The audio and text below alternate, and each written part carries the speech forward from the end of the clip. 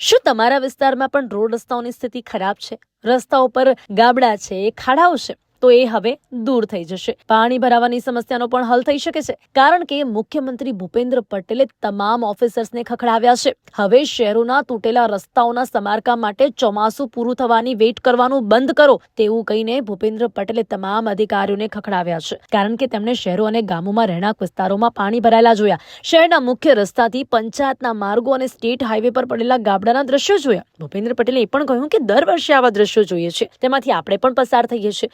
લોકોની સ્થિતિ ખૂબ જ ખરાબ છે ને એમણે અધિકારીઓને લોકોને આવી સ્થિતિમાંથી બહાર લાવવાનું કહ્યું છે. તેમણે રસ્તાઓ જ્યાં પણ ખરાબ છે ત્યાં તરત જ રિપેરિંગ કામ શરૂ કરવાનું કહ્યું અને મહાનગરપાલિકાના મ્યુનિસિપલ કમિશનરોને પાણી ભરાવાની સમસ્યાનો કાયમી હલ માટેનો ઉપાયો કરવાની સૂચના આપી છે. ઇનફેક્ટ જે કામોમાં ડિફેક્ટ લાયબિલિટી પીરિયડ ડ્યુરેશનમાં નુકસાન થયું હોય તેમાં જવાબદારો સામે પગલાં લેવાનું સૂચન પણ કરાયું છે. તો હવે ચોમાસું પૂરું થાય તે પહેલા જ કદાચ આપના વિસ્તારના રોડ રસ્તાઓ ચકાચક જોવા મળી શકે છે.